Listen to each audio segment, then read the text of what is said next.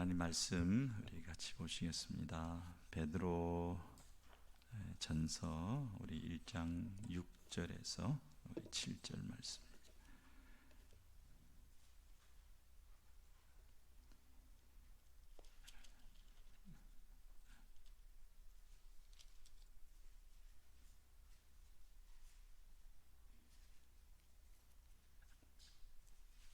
신약 성경 베드로 전서입니다. 1장 6절 7절 말씀 같이 한 목소리로 읽겠습니다. 베드로전서 1장 6절 7절 말씀 시작. 그러므로 너희가 이제 여러 가지 시험을 인하여 잠깐 근심하게 되지 않을 수 없었으나 오히려 크게 기뻐하도다. 너희 믿음의 시련이 불로 연단하여도 없어질 금보다 더 귀하여 예수 그리스도에 나타나실 때에 칭찬과 영광과 존귀를 얻게 하려 함이라. 아멘. 한 주 동안도 여러분 주 안에서 평강을 누리셨는지를 믿습니다. 여러 가지 어려운 일들이 장기적인 코로나가 계속되고 있어서 코로나 블루 우울증에 흐느끼시는 분들도 있다고 들었는데요. 이래저래 가중되는 어려움들이 우리들을 덮칠 때 우리가 지난주에 공부한 것처럼 어떻게 하면 항상 기뻐할 수 있는가, 이게 우리의 숙제인 것이고, 또 그것을 오히려 좋은 그리스도인됨을 더 잘 드러낼 수 있는 찬스로 삼아서 그리스도인됨이 이렇게 능력이 있는 것이다. 그리고 그 차이를 세상 사람들하고 다르게 드러낼 수 있는 기회가 되어서 우리가 믿는 예수를 더 자랑할 수 있는 좋은 전도나 복음을 전하는 툴로 삼을 수 있는 우리의 삶이 되어야 되겠다. 우리 표정이 되어야 되겠다. 우리의 그 삶의 태도가 되어야 되겠다. 이제 뭐가 그렇게 싱글벙글이냐? 요즘같이 힘든 일들이 많은데 뭐가 그렇게 좋으냐? 그런 얘기를 오히려 사람들로부터 들을 수 있도록, 여러분 가족들 특히 가까이서 여러분들을 주로 이제 많이 보게 될 텐데요. 가까운 우리 가족들, 함께 사는 분들뿐 아니라 가끔 보는 우리 자녀들이나 친척들도 정말 그 우리 속에서 내적인 기쁨이 실제로 넘쳐나는 그런 모습을 여러분 훈련되어서 잘 나타내 보이면 좋겠습니다. 아침마다 거울 보고 연습도 좀 하시고 표정부터 내가 좀 달라졌나 확인도 하시고, 가까운 가족들한테는 솔직해서 그러는 건지 아니면 투정을 부리는 건지 오히려 더 과장해서 힘듦을 보이잖아요. 나 힘들다, 나 슬프다, 나 마음이 불편하다. 오히려 더 과장되게 주변에 있는 분들에게 자신의 그 약한 부분들을 드러낼 때가 있는데, 오히려 이런 내적인 말씀의 그 성찰을 통해서 주시는 삶의 변화와 표정과 우리의 태도조차도 좀 달라져야 되겠다. 그래서 좀 믿음의 덕을 그랬잖아요. 더 활동적이고 더 에너지가 넘치고 뭔가 달라진 그런 삶의 모습들을 보이면 좋겠다. 이제 이런 얘기를 드리면 한두 번 정도 어려움이 닥치면 그걸 잘 극복해서 기쁨을 잃지 않을 수가 있는데, 그것이 누적되고 가중되면 그리고 힘든 일이 번갈아 계속되고 그렇게 되면 우리가 어떤 때는 마음을 콱 놔버릴 때가 있잖아요. 몸이 무너져 버릴 때가 있잖아요. 그리고 그 자리에 주저앉으면서 더 이상 못하겠다. 이게 한두 번이지 자꾸만 번갈아서 그것도 문제가 하나씩 풀어지다가 꼬리에서 꼬리를 물고 또 다른 문제가 생기고 이러면 우리가 참 참을 수가 없잖아요. 그게 이제 오늘 주신 말씀인 것 같아요. 오늘 1장 6절에 보시면 너희가 이제 여러 가지 시험을 인하여 그랬거든요. 한 가지 시험이면 참고요. 한두 가지면 괜찮아요. 근데 이 베드로 사도가 우리를 향해서 여러 가지 시험을 너희들이 만났을 때 어떻게 하면 좋냐, 그렇게 도전하시면서 큰 교훈을 우리에게 주시는 거죠. 여러 가지 시험, 이 여러 가지라는 말을 사도가 자주 쓰시는 단어 같아요. 나중에 4장에 보면 하나님의 그 은혜가 여러 가지, 우리 은사가 각자가 여러 가지를 받았다, 각각, 그런 말이 있거든요. 한번 확인해 보실래요? 4장 10절이네요. 4장 10절에 보시면, 그 뒤에 넘기셔서 4장 10절에 보시면, 각각 은사를 받은 대로 하나님의 각양 은혜를 맡은 선한 청지기 같이 서로 봉사라 그랬거든요. 그래서 한 사람 한 사람 각각이죠. 그리고 각양 은혜라 그랬습니다. 하나님으로부터 여러 가지 모양으로 각양각색이라는 말이 있죠. 여러 가지 색깔로 다르게 은혜를 우리가 맡은 사람들이다. 그래서 그 교회 안에서 우리 한 사람 한 사람이 한 사람도 귀하지 않은 사람이었고, 각자가 맡은 그 사명과 받은 은사들이 다 어우러져서 몸된 교회를 아름답게 세워나가는 데에 예외가 아무도 있을 수가 없다. 각각이 다 받은 은혜와 은사들을 가지고 하나님의 은혜를 우리의 삶을 통해서, 봉사를 통해서 섬기는 이런 일들이 참 아름다운 것이다 그랬어요. 그래서 여러 가지 중에 그 한 가지 한 가지가 너무너무 귀한 것이다 그랬어요. 근데 이런 그 삶의 태도는 성경에 보면, 기왕 찾으신 김에 누가복음을 보시면, 누가복음 4장 40절에 누가복음 4장 40절에 예수님께서 이 사역을 하시는데 그 일일이 고치셨다, 이런 대목이 나오는데요. 4장 40절에 보시면 해질적에 각색병으로, 이게 각양각색입니다. 각색병으로 앓는 자 있는 사람들이 다 병인을 데리고, 집집마다 아픈 사람들이 여러 종류의 그 질병을 가지고 있을 거 아니겠어요?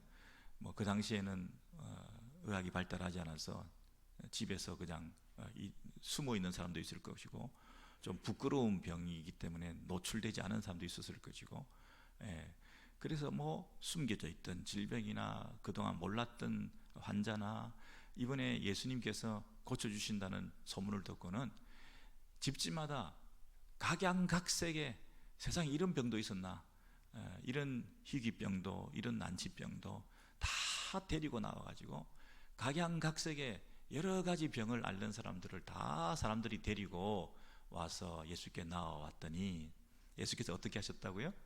일일이 그 위에 손을 얹으사 고치시니 그랬습니다. 여러분 보셔요. 일일이 예수님께서 지금 입장을 바꿔 생각해서 여러분이 예수님이라 생각하시고요. 해질 적에, 이제는 마칠 때도 됐는데, 그죠? 이제는 하루가 일과를 정리할 때도 되고 좀 쉬어야 될 때도 됐는데, 여러분 그 퇴근하시고 나서 콜이 오면 잘 안 받으시죠? 열심히 일하다가 오후에 집으로 막 전화 오고 그러면 화나시죠? 근데 해질 적에 그때부터 막 사람들이 더 몰려들기 시작해요. 그것도 뭐 끝이 없어요. 입장을 바꿔 생각해 보세요. 그것도 병이 별의별 병을 다 가지고 가진 사람들이 오는 거예요. 그리고 점점 더 희귀한 병, 더 고치기 어려운 병. 근데 하다가 보면 어떻게 될까요, 여러분? 너무 지친다, 그만하자. 그리고 이런 병도 받나, 자꾸 더 센 게 오네, 그만하자, 뭐 이까지 하면 됐다, 뭐 이런 생각도 우리가 들 법한데요. 그리고 대충 퉁쳐서 할 수도 있을 텐데 일일이 그랬습니다. 그러면 여러분, 각양각색이라는 그 여러 가지 그 단어, 똑같은 단어가 쓰였는데요, 그 여러 가지 중에 한 가지도 함부로 소홀히 대충 하지 않으셨다는 거잖아요. 일일이. 그럼 여러분 입장을 바꿔 생각해 보세요. 여러분이 지금 여러 가지 시험을 당하고 있어요. 여러 가지 사람들, 여러 종류의 사람들이 오늘도 찾아오네. 그러면 그 한 사람 한 사람에 대해서 우리의 태도나 자세는, 표정은, 반응은 어떻게 해야 된다고요? 한 사람도 함부로 할 수 있는 사람이 없다. 그리고 한 가지, 여러 가지 중에 한 가지도 대충 넘길 시험이 없다. 원래 이 여러 가지라는 단어 뜻은 여러분 분광기에서 뭐라 그러냐, 프리즘으로 빛이 이렇게 나누어서 볼 수 있는 그 스펙트럼으로 우리 색깔들을 다양하게 볼 수 있잖아요. 그냥 빛인데 이렇게 그 빛의 안에 색들이, 여러분 무지개를 보셔요. 빨간색만 있는 무지개가 없을 거 아니겠어요? 빨주노초 파남보가 한 가지 색깔이라도 예외를 시킬 수 있는 게 없고 무시할 수 있는 색이 없고, 그 색들이 다 모여서 각양각색의 색들이 모여서 아름다운 그림을 우리가 볼 수 있는 거잖아요. 이 many colored 이렇게 돼 있어요. 많은 종류의 색깔을 가진 사람들과 질병들과 시험들과,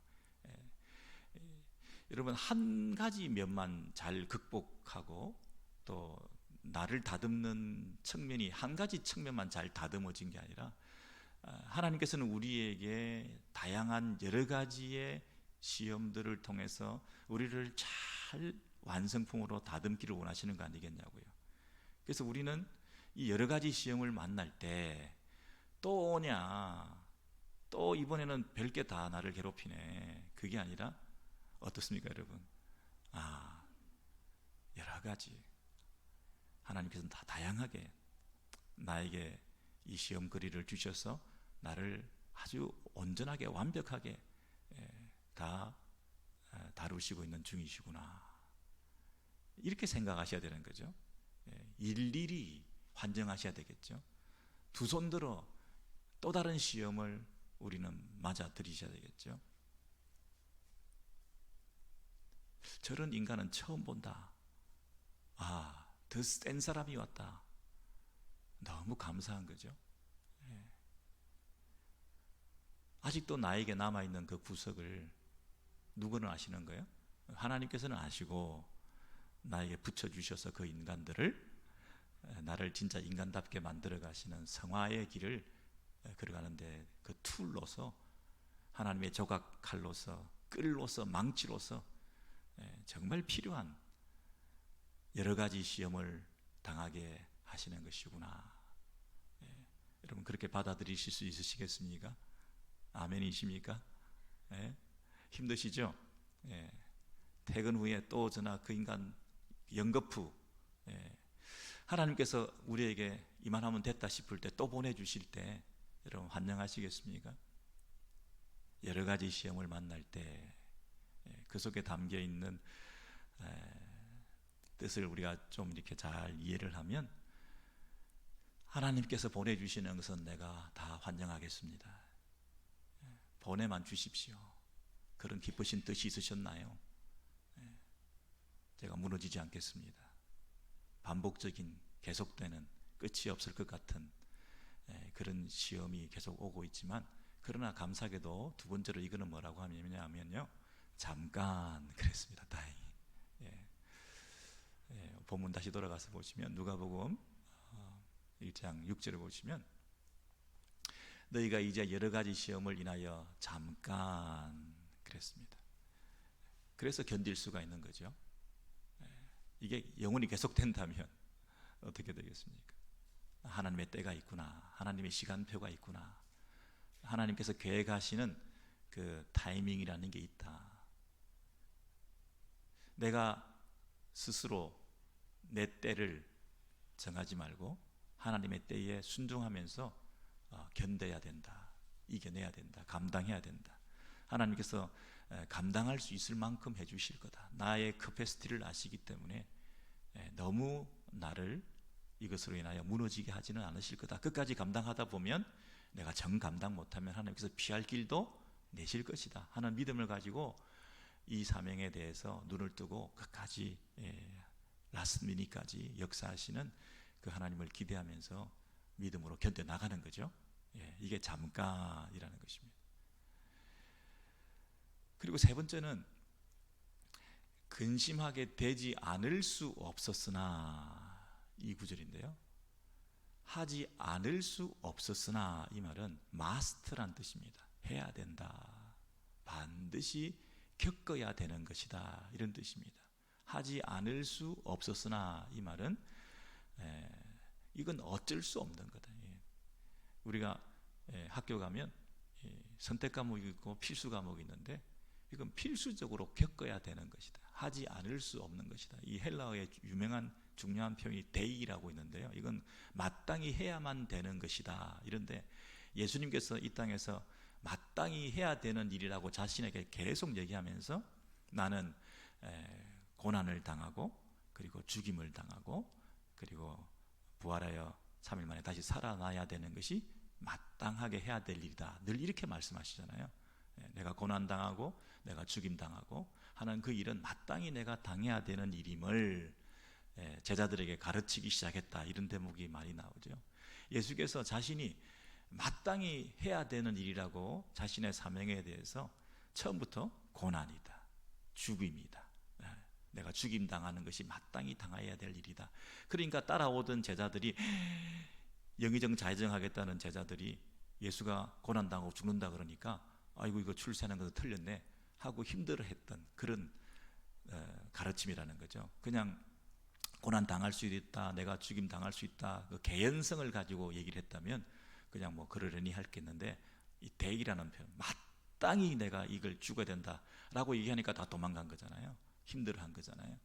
여러분, 예수께서 마땅히 해야 되는 일들을 겪으셨던 것처럼 우리도 똑같은 표현으로 너희들 마땅히 해야 되는 일이 있는데, 그게 뭐냐면 여러 가지 시험 당하는 일이다. 하나님께서는요, 저와 여러분을 제일 잘 아시고 그리고 항상 위에서 내려다보고 계신다, 그 사실을 여러분 믿으시기 바랍니다. 우리를 지켜보고 계신다. 우리를 여기까지 인도하셨으면, 예수 믿게 하셨으면 우리를 어떤 과정 속의 훈련의 도장에 우리를 집어넣으셔서 그 훈련을 잘 마치고 수료할 수 있도록 완성품으로 끌고 가시는 데에 마땅히 감당해야 될 일들을 우리에게 주고 계신다. 그러니까 이것은 하나님께서 작정하신 거예요. 처음 시작하신 그분께서 우리로 하여금 그 일을 마땅히 할 수 있도록 맡겨주신 사명과 같은 일이 여러 가지 시험을 당하는 것입니다. 중간에 안 하겠다고 할 수가 없는, 꼭 해야만 되는 필수 과목인 거예요. 군대에 들어가서 탈영하면 다시 군대에 들어가야 군대를 마치게 되든지 감방에 들어가든지 대가를 지불해서 그 과정을 끝을 내야 이 군대 문제를 해결하는 것이지, 그걸 안 하고 다른 일을 할 수가 없는 거예요. 갑자기 부활하실 수가 없는 거예요. 고난 없는, 죽음 없는, 부활이 없는 것처럼 우리가 이 땅에서 마땅히 해야 될 일들이 여러 가지 시험을 통과하는 것입니다. 근데 일일이 하나하나 잠깐 그 과정들을 통해서 우리가 전인격적으로 다듬어져야 될 부분들을 그분이 다 보고 계신다는 거예요. 우리는 겉으로는 근사하고 그럴싸한 사람들이고 인격적인 존재지만 내심 그 깊은 곳에 아직도 다듬어지지 않은 많은 연약한 부분들을 그분께서 다듬어 가시는 필수 과정으로 여러 가지 시험을, 여러 가지 인격들을, 여러 가지 환경들의 고통들을 통해서 지금도 일하고 계신다. 그분이 나를 가장 잘 아시기 때문에 나에게 가장 적합한 문제들을 우리에게 숙제로 내주셨다. 이거는 안 해도 되는 게 아니라 반드시 해야 된다. 여러분, 하나님께서 이미 그렇게 작정하신 거예요. 그렇게 해야만 된다라고 정하신 거라고요. 그러니까 이것은 해야 되는 것이구나. 그리고 하나님이 정해주신 것이니까 내게 가장 좋은 것을 주셨을 것이다. 필수 과목으로 꼭 들어야 되는 것을 나의 유익을 위해서 주신 것이다. 그런 마음으로 생각하면 이 여러 가지 시험 한 가지 한 가지가 기쁨으로 감당할 수 있는 거예요. 하나님께서 나에게 가장 유익하게, 나에게 가장 필요한 것을 꼭 그분의 때에 허락해 주신 것이구나. 여러분, 그러면 기쁨이 넘치는 거죠. 감사함으로 이것을 할 수 있는 거죠. 근데 하나님이 하신 게 아니고 우연히 막 생겨가지고 막 랜덤하게 자꾸 문제가 생기고 또 생겼냐, 또 어려운 일이 발생했냐, 아직도 끝이 안 났냐, 이러면 뭐 불평과 원망 속에 좌절과 우리가 넘어지는 거, 무너지는 거 아니겠습니까? 똑같은 어려운 일을 당해도 이게 어디로부터 오는 것인가, 이게 필수 과목인가, 내가 선택할 수 있는 것인가 아닌가를 생각하면 우리가 마땅히 이 일을 감당할 수 있는 것이죠. 게다가 근심하게 되지 않을 수 없었으나 오히려 크게 기뻐하도다. 그냥 기뻐하는 게 아니라 여러분, 크게 기뻐하다, 여기에 주목하셔야 됩니다. 시험을 당했는데 기쁠 수 있어요? 우리가 좋은 환경과 좋은 긍정적인 이런 상황일 때는 우리가 기쁨을 가질 수 있는데, 어떤 어려운 일이 있으면 기쁨이 없죠. 근데 그것만이 아니라 여러 가지 어려운 일이 있는데 그냥 기뻐하는 것도 아니고 크게 기뻐한다는 게 말이 안 되잖아요. 이게 너무 말도 안 되는 일이래. 근데 그 이유의 가장 큰 이유는 7절에 있네요. 너희 믿음의 시련이 불로 연단하여도 없어질 금보다 더 귀하여 예수 그리스도에 나타나실 때에 칭찬과 영광과 존귀를 얻게 하려 함이라. 칭찬과 영광과 존귀는 누가 받는 거냐면 우리 주님이 받으시는 줄 알았는데, 우리가 그 마지막 날에 온갖 칭찬과 찬양과 존귀와 영광을 다 받는다는 거예요. 예수님께서 나타나실 그 마지막 날에 우리가 왜 칭찬을 받고 예수님의 큰 자랑거리가 되고 그 영광을 우리에게 나누어 주시고 왜 그러시는 거죠? 믿음의 시련이 라고 했습니다. 믿음의 시련이 할 때 이 시련을 다른 영어 표현을 보시면 prove, 증거다, 증명이다, 이렇게 됐어요. 믿음의 증거다, 믿음이 확실한 것을 분명히 드러내었다. 믿음의 시련이라는 단어를 연단을 통해서 순전한 믿음으로 증명되었다, 그렇게 보는 게 옳습니다. 그래서 금보다 더 귀한 믿음이다. 근데 금은 얼마나 더 귀하냐면 불로 연단해서 그 원석 덩어리가 정련되고 재련되어서 불순물들이 다 제거된 상태, 그 순금이 얼마나 귀합니까? 근데 그 순금보다 더 귀한 게 뭐냐면 믿음이 재련된 거라는 거예요. 우리의 믿음이 처음에는 믿는 것을 가지고 어렵다 여겨주셨죠. 근데 그 처음 믿음은 투박한 믿음이죠. 우리가 어로 여겨주신 처음 구원받았던 그 믿음은 아주 옅은 믿음이었죠.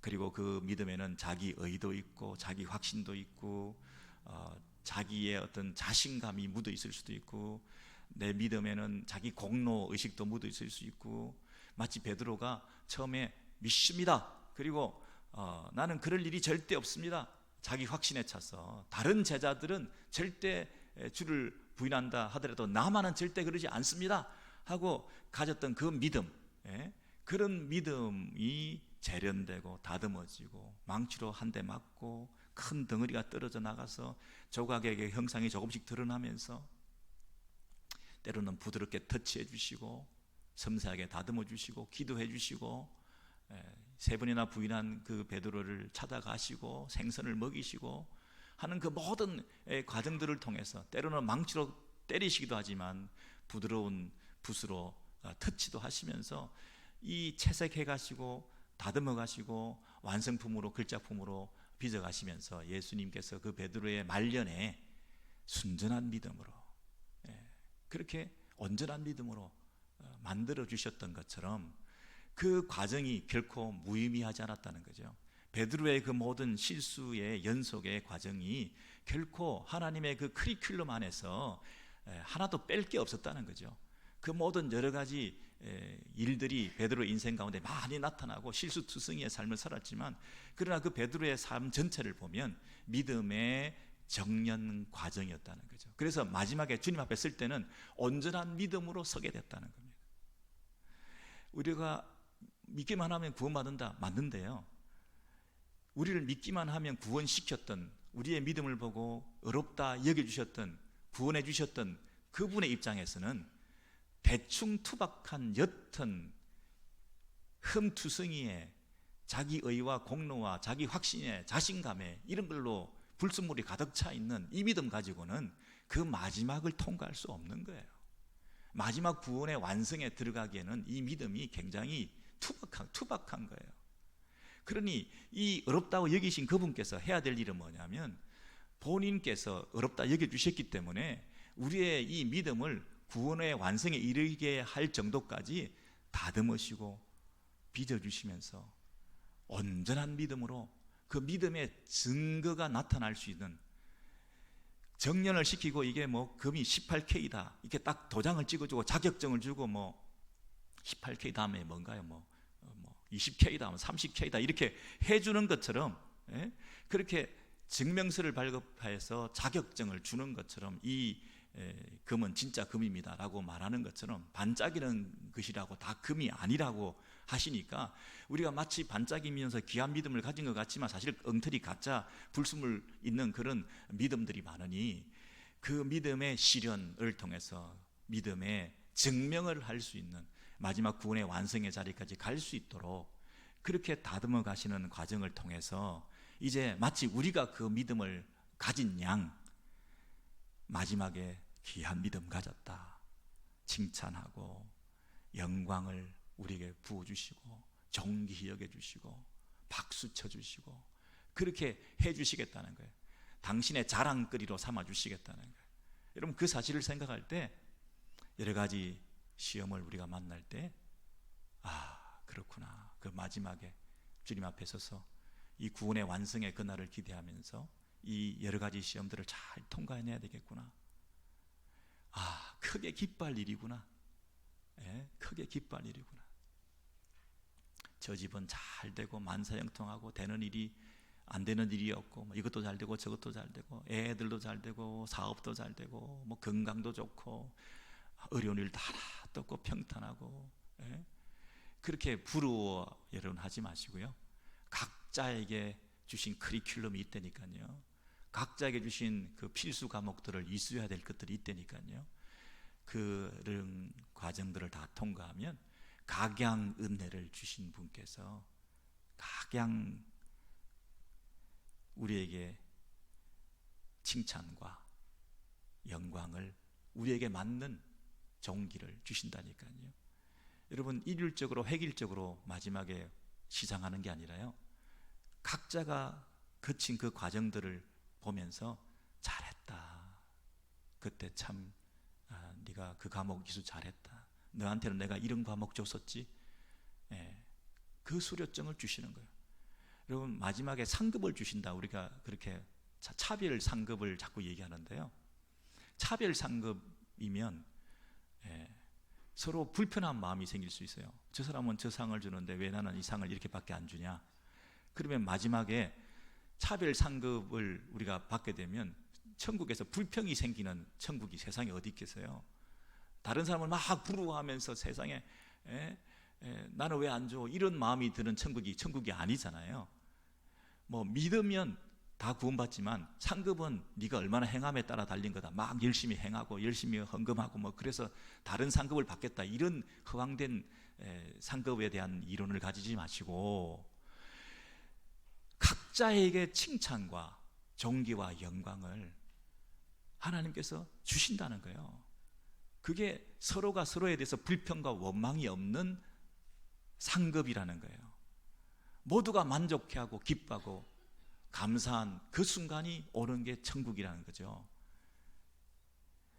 마지막 날에 우리 모두를 향해서 각자에게 내가 너에게 맡긴 그 일들을 잘 감당했다, 여러 가지 있었는데 잘 견뎠구나, 그래서 이렇게 아름다운 믿음의 모습으로 이 구원의 과정들을 통과해서 이 천국으로 입성하게 되었구나, 착하고 충성된 종아. 여러분, 주인이 종에게 착하고 충성된 종아 그 얘기를 할 때는 똑같은 일을 맡긴 게 아니잖아요. 똑같은 사명을, 똑같은 상황을 주신 게 아니잖아요.